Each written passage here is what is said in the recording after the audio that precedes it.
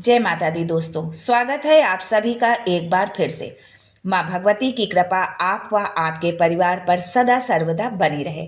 दोस्तों, यदि आप अपनी सभ्यता, संस्कृति, तीज त्योहार, धार्मिक जानकारी, वास्तु एवं ज्योतिष संबंधित उपायों के बारे में जानना चाहते हैं तो चैनल को सब्सक्राइब जरूर करिएगा।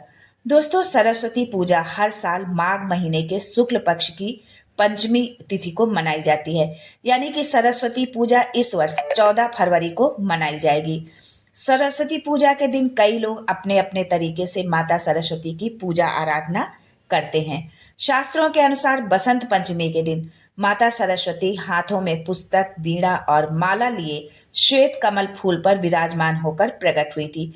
सरस्वती पूजा के दिन माता सरस्वती के अगर विधि विधान के साथ पूजा आराधना की जाए तो छात्रों के जीवन में सफलता का योग बनता है। वहीं कई ऐसे उपाय हैं जो आप सरस्वती पूजा के दिन करते हैं तो छात्रों के जीवन में बुद्धि बढ़ती है और सफलता भी मिलती है। तो चलिए जानते हैं कि वो उपाय कौन से हैं, लेकिन उससे पहले आपसे रिक्वेस्ट करती हूँ कि वीडियो को लाइक करिएगा, दोस्तों को शेयर कर दीजिएगा और अगर आपने अभी तक चैनल को सब्सक्राइब नहीं किया है तो चैनल को सब्सक्राइब करके बेल आइकन जरूर दबाइएगा। दोस्तों, पौराणिक मान्यताओं के अनुसार ऋषि वाल्मीकि, वशिष्ठ, विश्वामित्र, शौनक तथा व्यास जैसे महान ऋषि भी देवी सरस्वती की साधना से कृतार्थ हुए थे। इतना ही नहीं, कवि कालिदास ने भी विद्या और बुद्धि की देवी माता सरस्वती की कृपा से ही यश और ख्याति प्राप्त की थी। स्टूडेंट्स को भी यदि विद्या, बुद्धि, वाणी और ज्ञान की प्राप्ति करना है तो बसंत पंचमी के दिन माँ सरस्वती की आराधना और उपाय जरूर करना चाहिए, जिससे उन्हें माता सरस्वती की विशेष कृपा प्राप्त हो। प्राचीन काल में बसंत पंचमी के दिन से ही बालकों को शिक्षा देना प्रारंभ किया जाता था और ये परंपरा आज भी जीवित है। मान्यता अनुसार इस दिन से शिक्षा प्रारंभ करने से बालक जीवन में अपार सफलता और विद्या प्राप्त करता है। तो चलिए आपका ज़्यादा समय न लेते हुए अब जानते हैं बसंत पंचमी पर किए जाने वाले विशेष उपाय कौन से हैं। और ये जो उपाय आज हम आपको बताएंगे ये विशेष के साथ अचूक भी हैं। इनको आप जरूर एक बार आजमाएं और यदि आपको इसका रिजल्ट मिलता है तो आप कमेंट बॉक्स में जय माँ सरस्वती जरूर लिखें।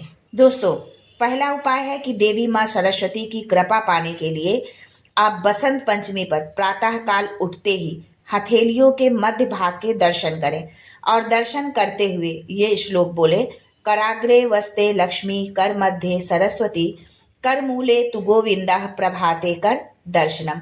इतना बोलकर माता सरस्वती से विद्या बुद्धि की कामना करते हुए उनसे प्रार्थना करें। और ये श्लोक जो है आप ये अपना नियम बसंत पंचमी से शुरू करें और हर दिन आप उठकर बिस्तर से जब आप उठें तो सबसे पहले आप यही क्रिया करें, उसके पश्चात ही आप जमीन पर अपने पैर रखें। दूसरा उपाय है कि वाक सिद्धि के लिए बसंत पंचमी पर अपनी जिह्वा को तालू में लगाकर सरस्वती के बीज मंत्र येम का आप जाप करें, उसका उच्चारण करें। तीसरा उपाय है कि जो बच्चे मंद बुद्धि के हैं या जो बच्चे चाहते हैं कि उनकी बुद्धि बहुत कुशाग्र हो, तेज बुद्धि के हो, तो उन्हें जो है ब्राह्मी, मेधावटी, शंख पुष्पी देना आप आरंभ करें और ये उनके लिए जो है बहुत ही लाभकारी सिद्ध होगा।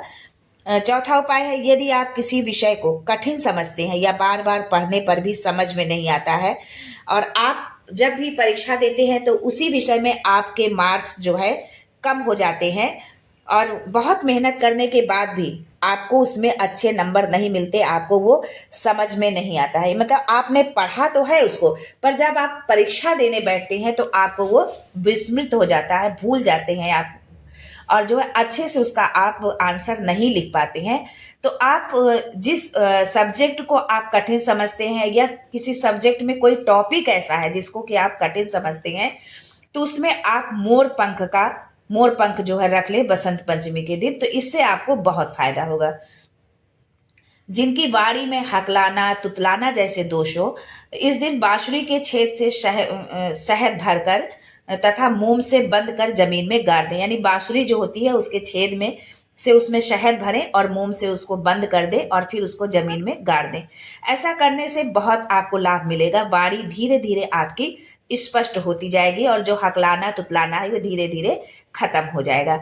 छठा उपाय है कि जिन छात्रों का पढ़ाई में मन नहीं लगता है, जिनके माता पिता परेशान है कि बच्चा हमारा पढ़ता ही नहीं है, मन ही नहीं लगाता है, तो उनके लिए ये उपाय है कि उन्हें बसंत पंचमी के दिन माँ सरस्वती को केसर या पीले चंदन का उनको तिलक लगाएं। माँ सरस्वती को पीले रंग के आप स्वयं भी पीले रंग के ही वस्त्र आप धारण करें, माँ सरस्वती की पूजा करें और पूजा स्थल पर किताब और कलम जो है आप अवश्य रखें। इस उपाय से ज्ञान, बुद्धि और विवेक का आशीर्वाद आपको प्राप्त होगा और धीरे धीरे आपका पढ़ाई में भी मन लगने लगेगा।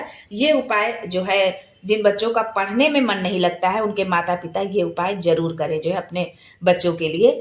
सातवां उपाय है कि यदि आपका बच्चा पढ़ाई से जी चुराता है तो बसंत पंचमी के दिन बच्चे के हाथ से माँ सरस्वती को पीले रंग के फल और फूल अर्पित करवाएं।